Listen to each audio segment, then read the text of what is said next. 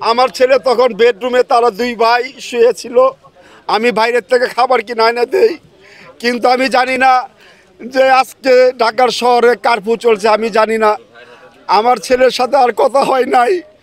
রাত্রে কথা ছিল, 4 আগস্টে রাত্রে কথা ছিল, আর আমার ছেলের সাথে কথা হয় নাই।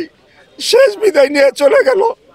তাই আমি আবার আপনার মাধ্যমে, যে আমাদের রাষ্ট্রীয় যারা যেই পদে আছেন, সবাই যাতে সহযোগিতা করে এই মাফিয়া হাসিনাকে বাংলাদেশে এনে ফাঁসির কার্যকর যাতে তৈরি করা হয় এবং ফাঁসির রায় যাতে বহাল থাকে।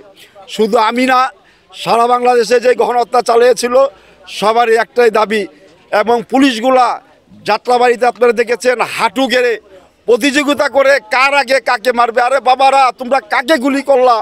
আজকে যদি বিভিন্ন রাষ্ট্রে থেকে গুলি করতে বাংলাদেশে বুঝাইতে পারতাম, আমার দেশের সন্তান, আমার দেশের সন্তানের উপরে গুলি, এই রাষ্ট্র আমরা আর চাই না।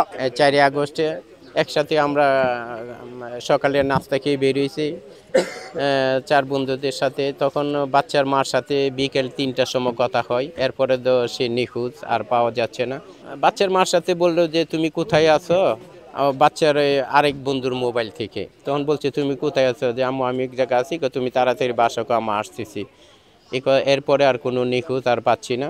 তারপরে আমরা সারা রাত বিকেল অনেক খোঁজাখুঁজির পরে সোহরাওয়ার্দী মেডিকেলের রাইত সম্ভবত 2টার সময় পাই। তখন মানব জমিনের পত্রিকাতে যখন অনলাইনে ছবিটা বের হয়, তখন যখন আমার বড় ছেলে বিএফ শাহিন কলেজে পড়তো, তখন যখন ছবিটা দেখাই তখন আমি নিশ্চিত হই যে আমার ছেলে আর দুনিয়াতে নেই। তখন আমার আত্মীয় স্বজন, আমার বন্ধু বান্ধবকে সবাইকে যখন খোঁজখবর করার জন্য বলি, তখন সেখানে 2টা 2:30 বাজে মানব জীবনে দেখি, তখন সোহরাওয়ার্দী মেডিকেলে আমরা মর্গে লাশ দেখতে পাই।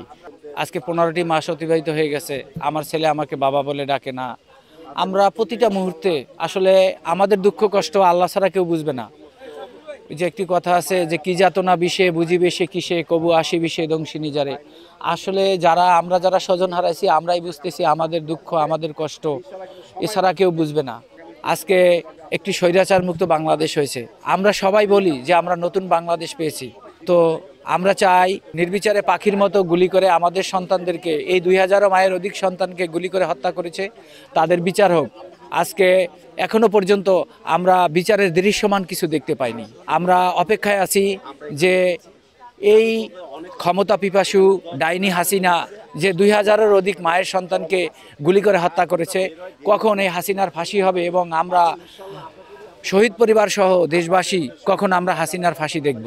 আজকে আমরা রায়ের বাজার বদ্ধমূলে আসছি, যে এখানে 114 জনের মতো আমরা জানি বেওয়ারিশ লাশ আছে, যাদেরকে এখনো পর্যন্ত তাদের পরিবার শনাক্ত করতে পারেনি যে আসলে তারা শহীদ এবং তারা কোন কবরে আছে।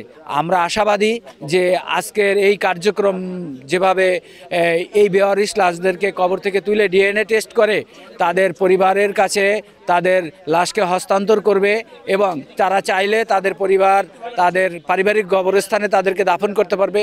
এটা আসলে আমাদের অনেক একটা ভালো লাগার বিষয়, অনেক দিনের আমাদের একটা প্রত্যাশা।